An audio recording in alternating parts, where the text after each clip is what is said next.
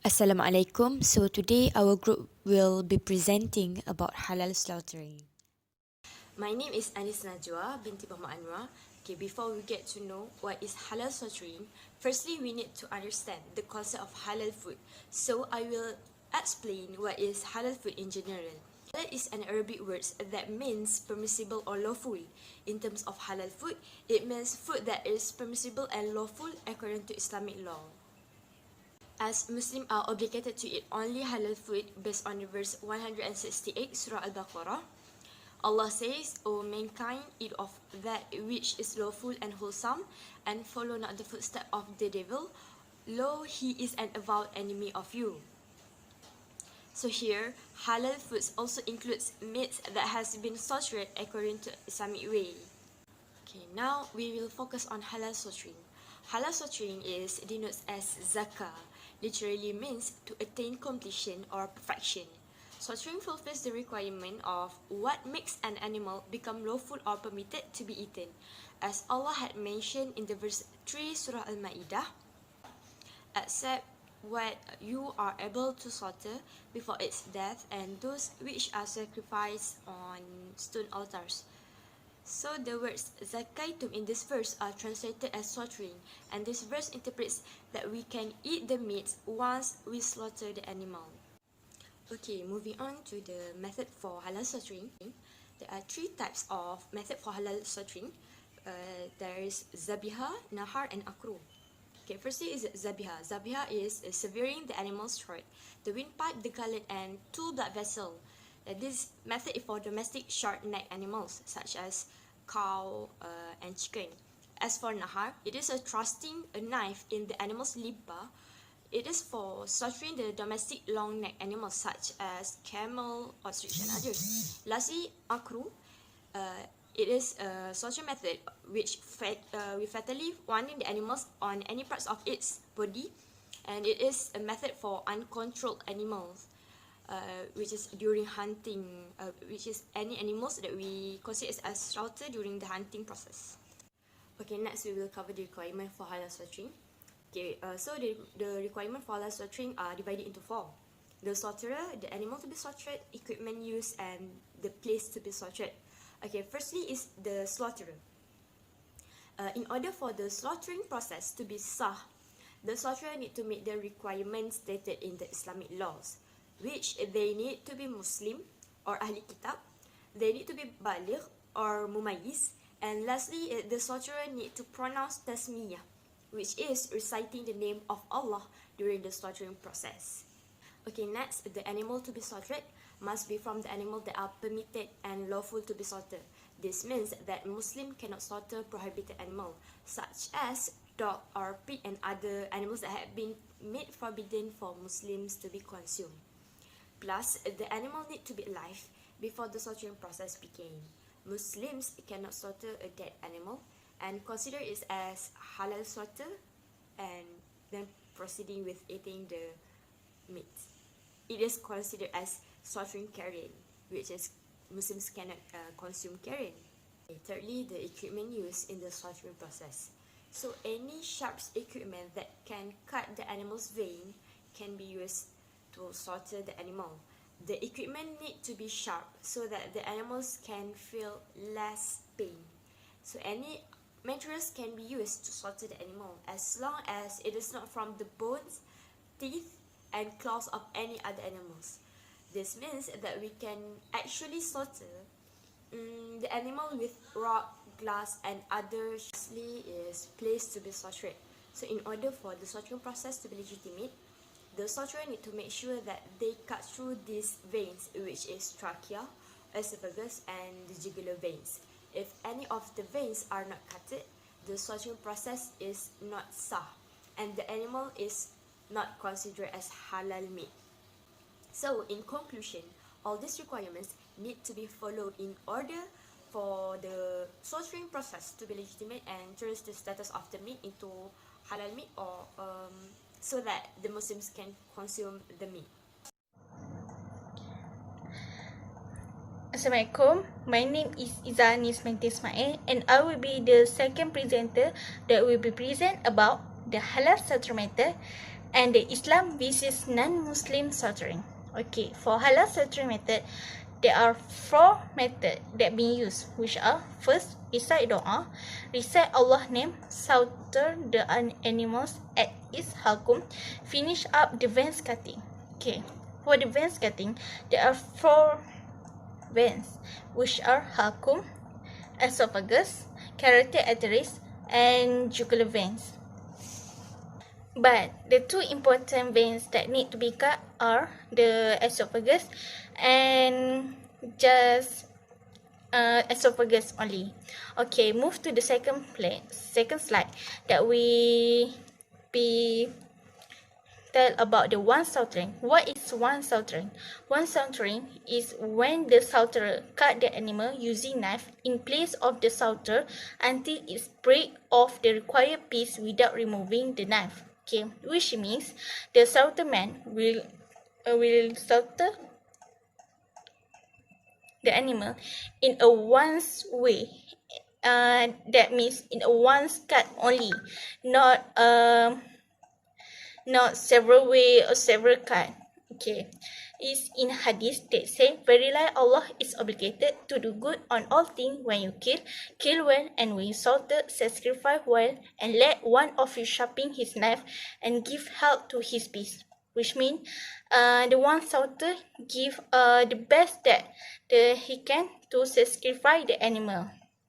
Okay, but there are situations that be accepted to make it permissible to eat and be called as one slaughter, which are: first, when the knife is lifted and restored immediately after he thinks that the 2 veins have been cut. Okay, if the slaughter immediately repeat the slaughter, the animal is lawful, whether he raised his hand intentionally or accidentally. Quick and long the side is uruf, as the public know. The one close is like sharpening a knife or replacing it with another knife, which he ties around his back or around it. Is from Maliki scholar say, which is Imam Adir say, which is mean that it is permissible to leave the knife if it immediately take the action. Okay. And second is replacing the knife. Replacing the knife, which is from the bluntness to the sharpness, is permissible to make, because the blunt will make the process of slaughtering will be difficult. So to make it easier, the process of slaughtering, it is permissible. If it done is immediately. Okay, and lastly is the falling of knife. When a person is slaughtering, the knife fall or he raise his hand, and while the animal is not dead, his status is like that of an injured animal. Because, therefore, if the slaughter repeats the slaughter process until the animal dies, its status is legal and lawful because of the action that unintentionally. Okay, move to the 4th slide that we tell about the condition of animals after being slaughtered. There are 2 conditions of animal after being slaughtered, which are hayat mustaqirah and harakah mazbuh. Hayat mustaqirah is the animal that can move freely according to the will, which is ihtirariyah. For example, the animal is still strong even after it has been slaughtered or been hit by a vehicle, which is the animal's blood will spotting and its movement is still strong. Okay. Next is harakah masbuh, which defined as harakah means movement, while masbuh means animals that have been slaughtered. Which is harakah masbuh is an animal that waiting for its death, which no longer possesses the vision, movement, sound, and motion, or an animal. When it is left with such situation, it will die instantly. Like after it been slaughtered, it will being died. Will be called as nyawa-nyawa ikan. It is to wait the time for it to die, or in a nazar situation. Okay. Sign of Haraka Mazbut, there are 4 signs, which are: first, after the animal had been slaughtered, it still flounder. It will be flounder like chicken. After it being slaughtered, it will be flounder because of the blood that will be spotting out. Okay. Second, real blood flow and spotting. But if an animal is in the state of haraka mazbuh due to the illness or starvation, are permissible to be eaten. Above the spotting of blood are weak when slaughtered. Okay. Third, it is not too fast after it was been slaughtered. Okay. For farm animal such as goats and other, the period of its days after slaughter take about 3 to 5 minutes and above. Meanwhile, for the chickens take about more than 1 minute. And the fourth, for poultry or birds or other animal that after it had been slaughtered is missing. Okay, and is found it. It's considered haram or prohibited to be eaten because of the situation that we doesn't know either it is die because of the slaughtering process or of the it being neck broke or being hit by other vehicle. Okay. Okay, we move to the second topic, which I will be talk about Islam is non-Muslim slaughtering. Okay.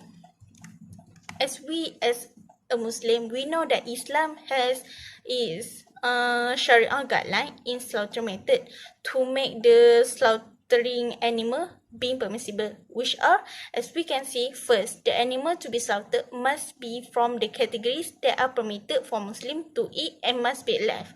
If the animals that being slaughtered is died, it is considered as haram because the animal must be live. Okay. Second, the animal must be slaughtered by the use of a sharp knife by a sane Muslim adult, because if it used to blunt knife, it will make the slaughtering process become more difficult and the animal will be tortured because of the processing that will be long. Okay. Next, the one part, throat, food tract, esophagus, and the 2 jugular veins must be cut. But the important jugular vein that must be cut is the one part and the esophagus only. Okay, the name of Allah must be invoked. If not, then the meat become haram. But if the slaughterer forgot unintentionally to invoke the name of Allah, is permissible. Okay, the head of animal must not be cut off during the slaughtering, and the knife should not go deep into the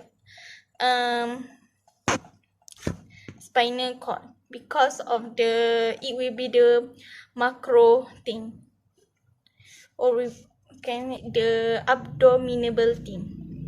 Okay, and next, the stunning method can be used, but must not kill the animal because stunning is be function to unconscious the animal, to make the animal unconscious, to make it easier to slaughtering process. Okay. In Islam, there are desirable practice which we call as sunnah practice when slaughtering, which are animal welfare must be taken for. That we give the animal comfort rest before it being slaughtered, being feed them with drink and food before it being slaughtered. Okay, and not being slaughtered or not show the knife in front of them because they will be afraid. Okay, the knife should be sharpened because if the blunt knife, it will make the slaughtering process become difficult. And lastly, the animal must be slaughtered by the use of a sharp knife. Okay, we go to the Jewish slaughtering method. Sejita is the Jewish ritual slaughter for poultry and cattle for food. Okay, the slaughtering procedure must be performed by a sergeant which is a slaughterman certified as competent to do the slaughtering process according to Jewish law. It's same as the our Islam, but it's used the social man, which is as in the Jewish term called as a religious man. Okay, permitted species for mammals are restricted to ruminant, which have split hoof and chew the cud. It is permitted species mammal that can be eaten by them. Okay, in Jewish, there also procedure of slaughtering, which of the knives used must be a very long and sharp one. As for the smaller knife is used to make it easier to be cut. Okay, the slaughtering procedure described in relevant text is just as for the one part section and food part section, which is the trachea and esophagus need to be cut. Okay, method it may be performed with the animal either lying on its bed, lying on the bed, which we call secita munachat, or standing, we call secita mu'emidat. Okay, and fourthly, it must be done with the intention of causing a rapid drop in blood pressure in the brain and loss of consciousness. It made the animal drain the blood away to make it easier to die. Okay, in Jewish also, they have forbidden technique, which first shashia, which is called delay or pausing. Pausing during the insertion and then starting to cut again makes the animal flesh unconscious, because if it might be do in one surgery, it cannot be paused. Okay, second drasa, which being called pressing or cutting, which is the knife must be pulled back and fall across the throat, not by chopping or hacking or pressing without moving the knife back and forth. It must be back and forth. Okay. Thirdly, halada. Halada is covering, digging or burrowing. The knife must be drawn over the throat so that the back of the knife it is at all time visible with secreta is being performed. Okay, and number 4 is hakroma. Chroma is cutting in the wrong spot. Cutting in the wrong spot is referred to the spot on the neck where a kosher cut can be made.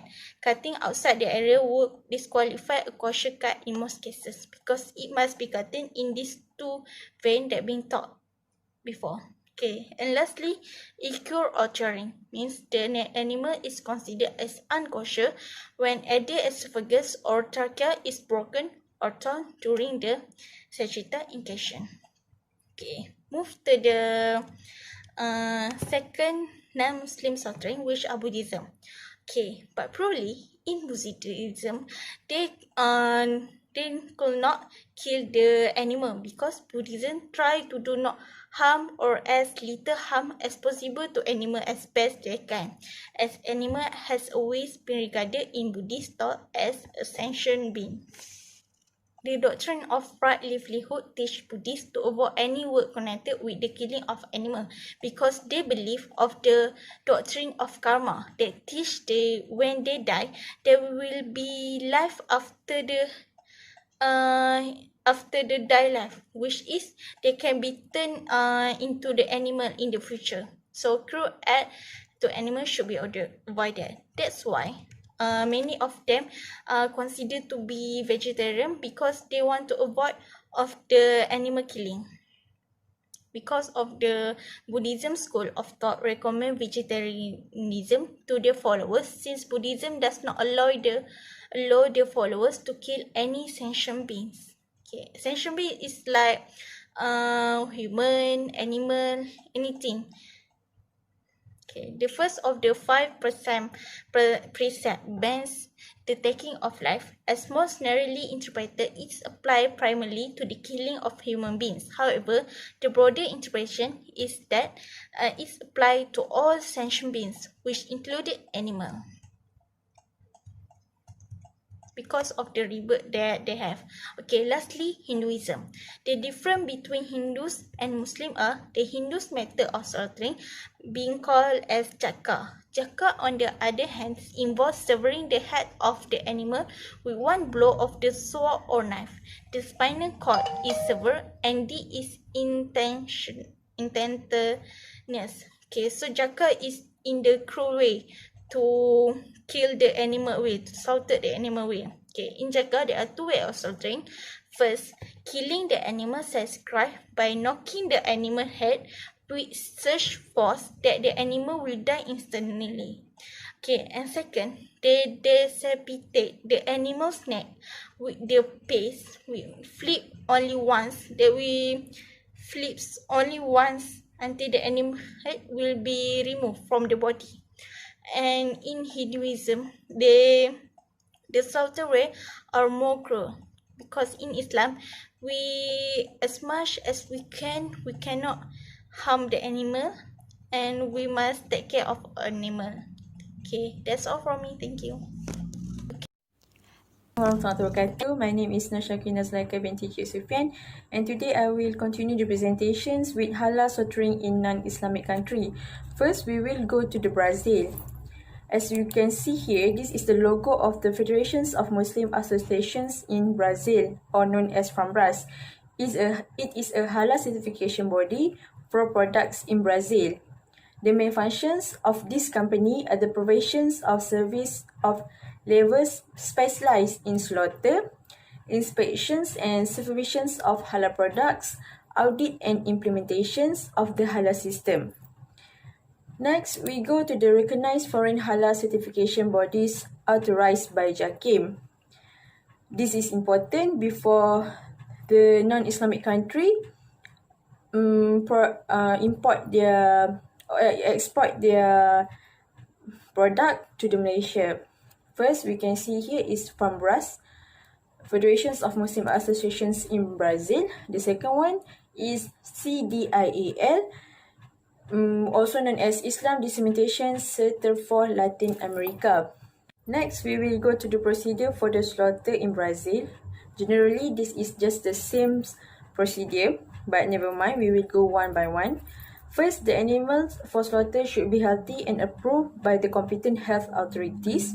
The second one, the slaughter will be performed by only healthy mental Muslim. The third one, the knife that used to slaughter the animal should be sharp so that it will not consider as to torture the animals. And the slaughterman should recite Basmalah or in the name of Allah before started to cut the neck of the animals. Next, the fourth one, the Muslim inspector trained is indicated and has the responsibility to make sure that the animals are slaughtered properly according to the laws or Sharia. We're done with the Brazil. Now we move to the second country, which is Japan. This is the logo for the recognized foreign halal certification bodies and authorities by JAKIM for Japan. First, we can see here is Muslim Professional Japan Associations, MPJA. The second one, Japan Halal Unit Associations, JHUA. Now the third one, Japan Halal Associations. The fourth one, Japan Halal Foundations. Next, Japan Muslim Associations and Japan Halal Trust. We go to the slaughterhouse in Japan. Next, we will go to the slaughterhouse in Japan. For today, I will explain two of them. First, Nishiwa Beef Limited Company. This company is located in Shikoku regions of Japan, Tokushima. This is the second slaughterhouse in Japan certified by MPGA. It's certified on December 2016. They're facilitated with the newest machines and latest equipment.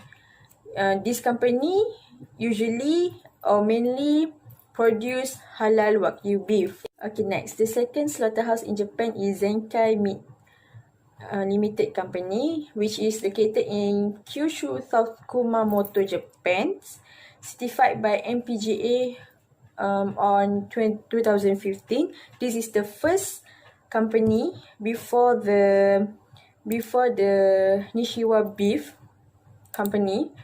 This company also produce wagyu beef and Japanese Kyushu beef. As we know, wagyu beef is very, very expensive, right? Okay. Okay, done with Japan. Now we move to the third country, which is India. This is the development of slaughterhouse in India. First, the animals are slaughtered in premise. Second one, modern house also called as slaughterhouse. The third one, the animals are slaughtered under humans and hygienic conditions. They are very, very particular in the hygienic to maintain the hygiene. The fourth one is license from concerned authorities, which means the slaughterhouse need to have a license from the authorities before they produce halal meat. The next one, we go to the recognized foreign halal associations of India. First one, Jamiat Ulama Halal Foundations.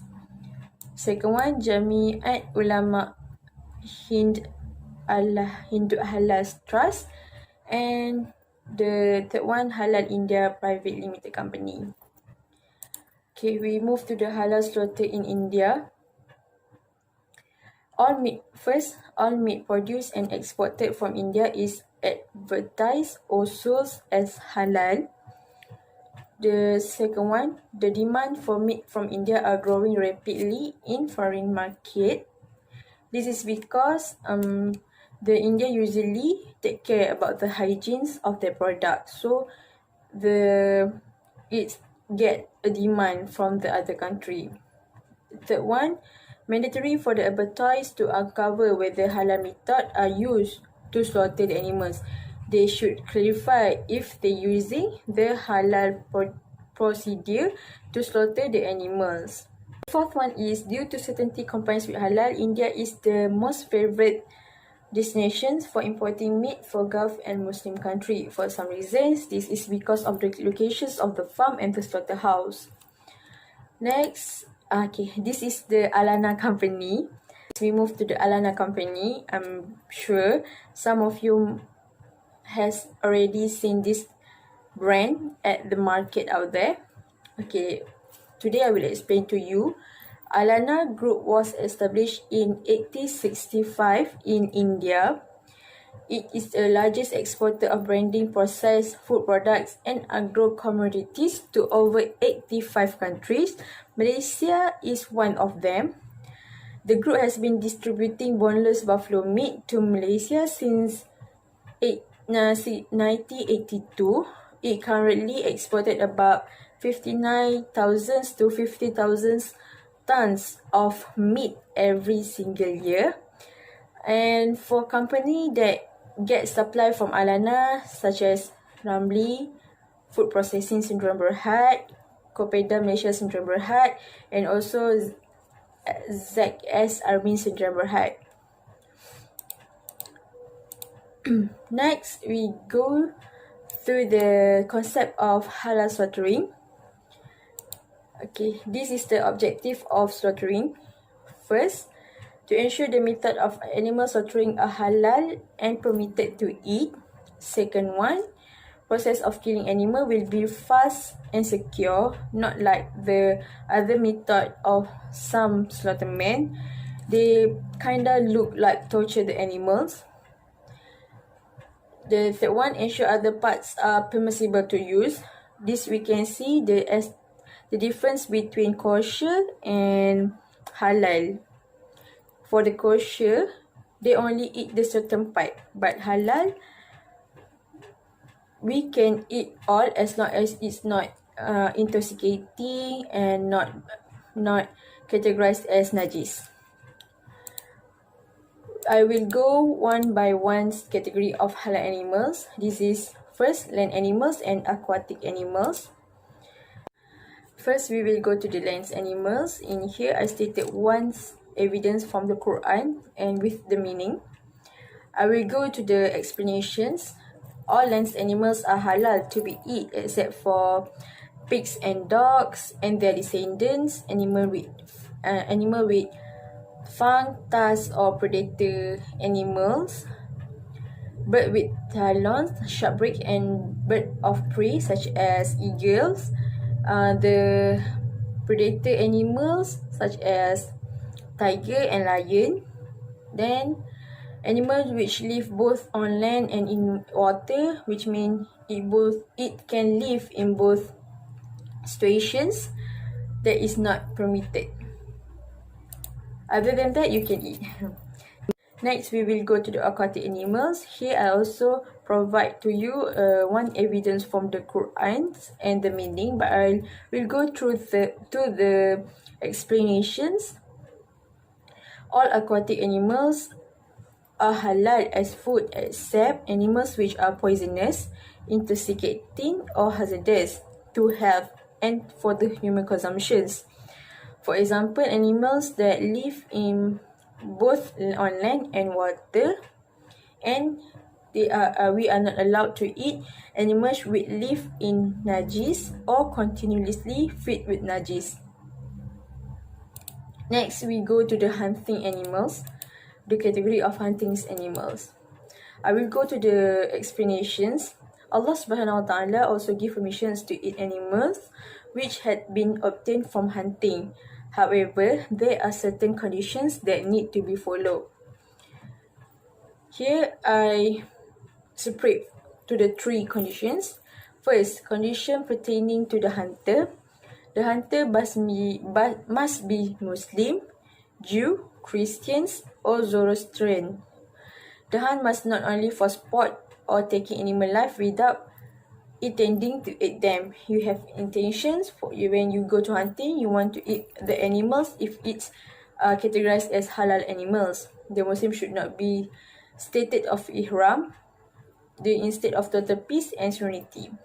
The second condition is pertaining to the game. The animal must an animals that a man cannot bring under control to slaughter it properly. The animals which have been brought down should still in abundant life remaining. Okay, the third condition is condition pertaining to the instrument. First is weapons and use hunting animals. Weapon. The weapon should pierce the body of the animals. The second one, use a hunting animals, mentioning the name of Allah when hurling or striking with the weapon. So when you have fulfilled the requirements, then you can consume the animals. I think that's all from me. Thank you for listening and thank you for your I will time. discuss about stunning in halal slaughtering process. Okay, we usually heard stunning being used in large industries, especially in halal slaughtering industries. Okay, usually these big companies use stunning when they produce a lot of production. Okay, so what is stunning? We usually heard about stunning, but we don't know what stunning really mean.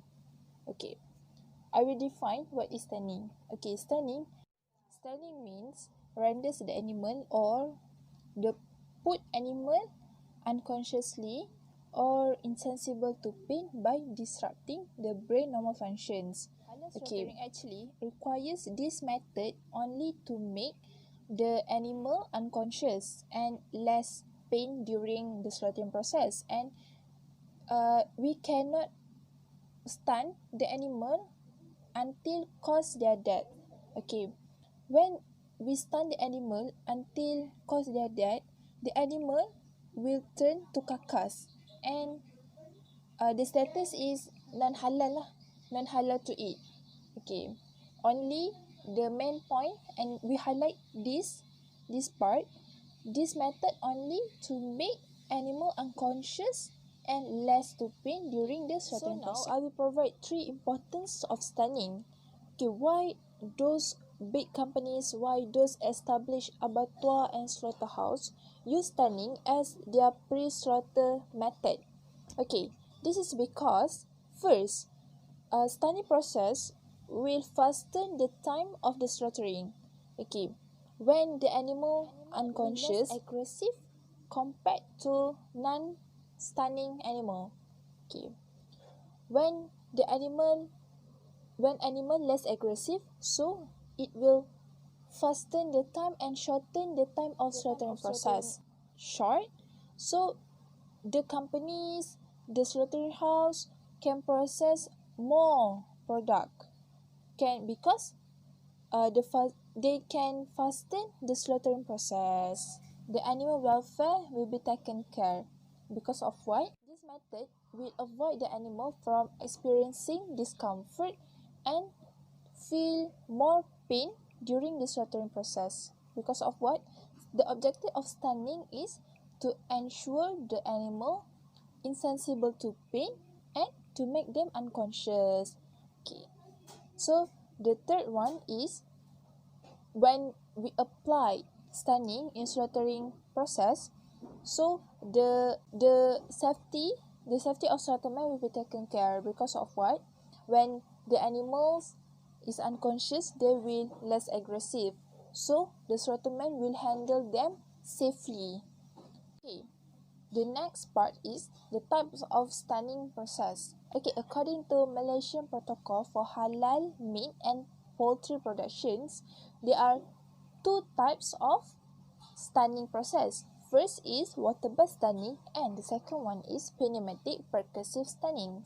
Okay, water bath stunning is very suitable for the poultry, for the poultry slaughtering, like chicken, ostrich, duck, and so on.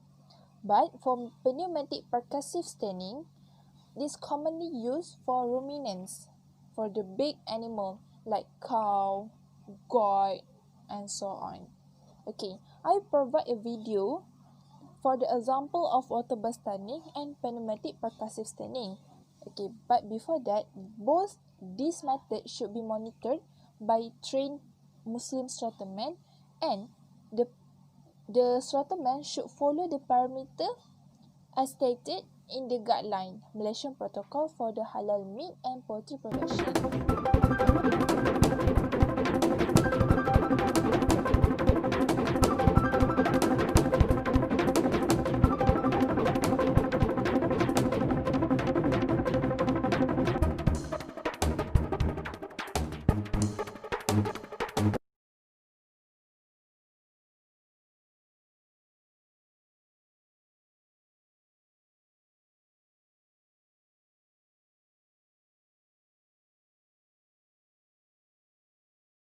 Okay, halal means permitted, permissible and lawful in Islam. Kosher is for the Jewish belief to represent what they can eat. Whatever is lawful, permitted, and permissible to eat, they call kosher. Okay, this kosher concept will follow the kashrut. Okay, what is the kashrut? The kashrut means Jewish dietary law. So in Jewish, there are a lot of restriction and guideline on what they can eat and what they can't eat. Okay, in slaughtering process, in Islam, we call zabiha. Okay, Jewish, they call shahita. Okay, both means the method of slaughtering. A comparison between the slaughterman, the equipment, and the animal used in both religion during the slaughtering process. Okay, I will discuss. The first one is slaughterman. Okay, in Islam, anyone can be a slaughterman as long as he or she is Muslim and not in ihram. But in Jewish law, the slaughterman must be a shoshet. Okay, shoshet is a licensed slaughterman according to Jewish law.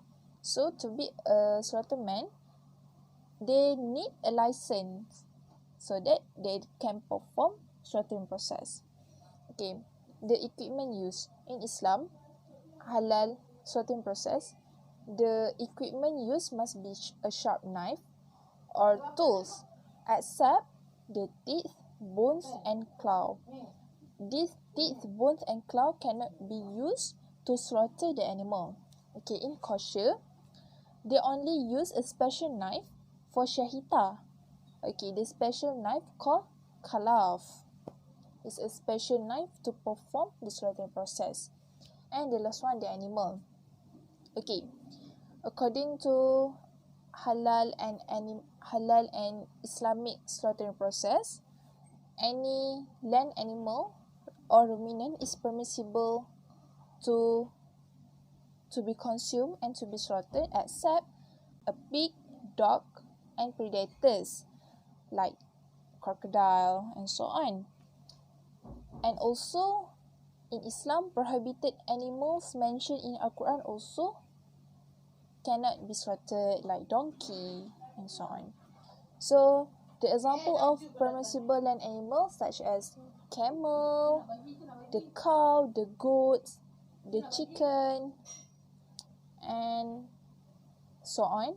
This animal is permissible to be slaughtered and to be eaten. For the kosher, according to the Jewish law, it is restricted for the ruminant to have a split hoof.